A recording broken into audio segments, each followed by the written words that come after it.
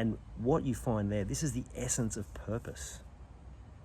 Being able to help someone so they never have to go through what you went through alone. Now, how cool is that?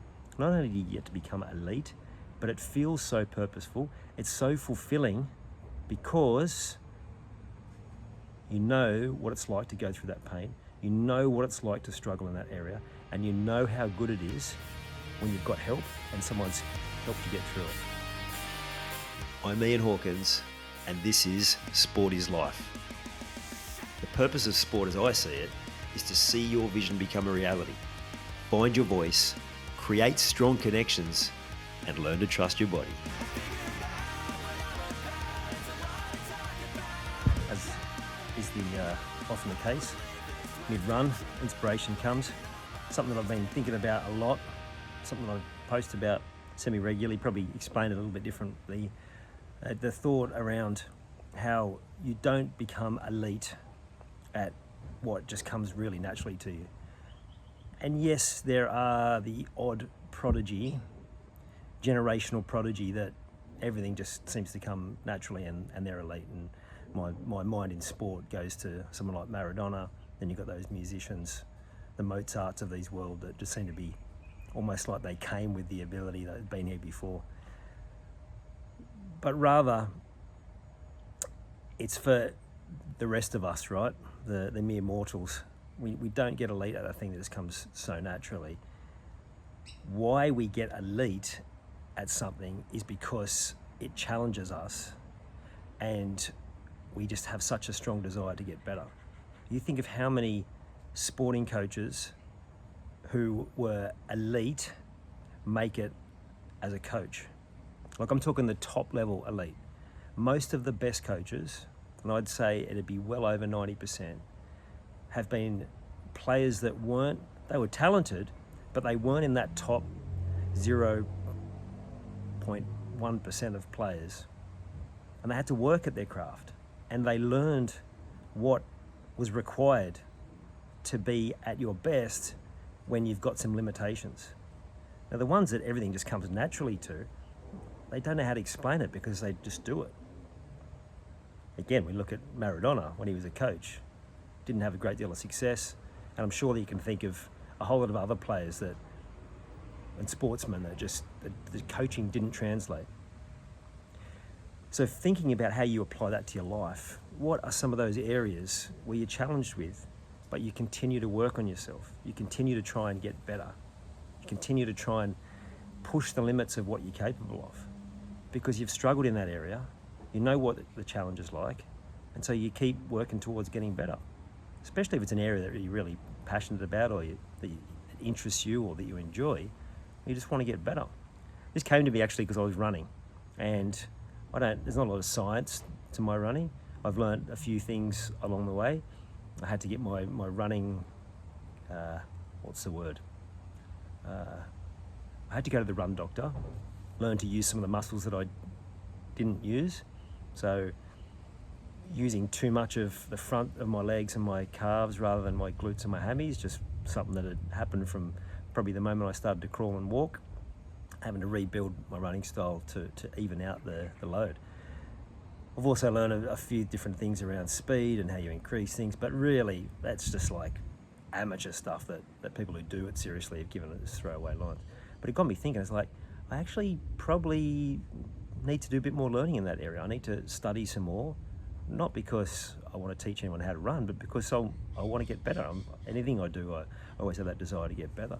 So if you think about, again, you're applying that to yourself, where is an area that you're trying to get better? And you know that you're challenged in, and you know that there is more that you can learn to get better. And if you're thinking about your future and how you push the boundaries of your performance, that is the area where you're going to get the best results, because you've got a huge back catalogue of learning you've already done in that area. So you've got a whole lot of skills that you can apply daily, and you've also got that desire to continue to improve. It's why learning from someone who has been on the journey that you've been on is so valuable, because they've already made all the mistakes. They've had to try a whole lot of different things, and they've worked out the best solutions for a whole different range of personalities. So if you are someone that's been through huge mental health challenges and you've come out the other side, I'm betting that you can really help other people to be able to go through what you've been through. And what you find there, this is the essence of purpose. Being able to help someone so they never have to go through what you went through alone. Now, how cool is that? Not only do you get to become elite, but it feels so purposeful. It's so fulfilling because you know what it's like to go through that pain. You know what it's like to struggle in that area, and you know how good it is when you've got help and someone's helped you get through it. And if you've had a taste of it, you know how good it feels to help someone to overcome something that you battled with. There's something just about the human psyche that has such a high level of fulfillment. So if you're someone like me, like the people I coach, is they want to get they want to get better in some area of their life.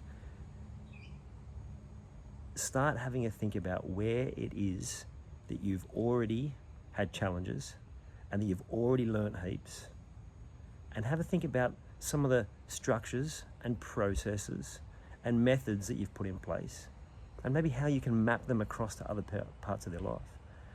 It's a lot of what I'm doing when I'm coaching, whether I'm coaching a sporting team and I'm bringing in life skills to help them to map the things that they're already successful across, or the other way around. People in everyday life that have a sporting background and understand the nature of improvement through that sporting lens. And mapping across different areas of your life is just so hugely beneficial for you to be able to perform at your best and to be happier, to be healthier, and to start building better connections with the most important people in your world. Because when you can do something in one area, if you know the process and the structure, I guarantee you will learn quickly how to be able to get better in every area of your life using that same methodology. It's like the golden ticket, the life hack that will just keep on giving. As I always say, take the time to sit down, to journal on this. Don't try and work it all out straight away. Definitely don't try and work it out in your head. You need to externalize, and whether that's journaling, speaking to someone, getting a coach, getting a mentor, having someone that you can trust that's going to listen without judgment, without an emotional reaction, which is usually why your partner's not the most ideal person. I was going to say worse, but that's probably a bit unfair. Not the ideal person for you to do this with, because we tend to trigger each other and there's an emotional reaction. Find someone who's going to be able to stay neutral, ask you good questions, and you'll be able to find your golden process that's going to be able to help you map across all areas of your life and bring you huge levels of, yes, high performance, success, but most importantly, you're going to be happier, you're going to be healthier, and you're going to build those strong connections with the people that you love. Let me know how you go. As always, I'd love to hear from you. If you haven't already, jump into the Sport is Life movement.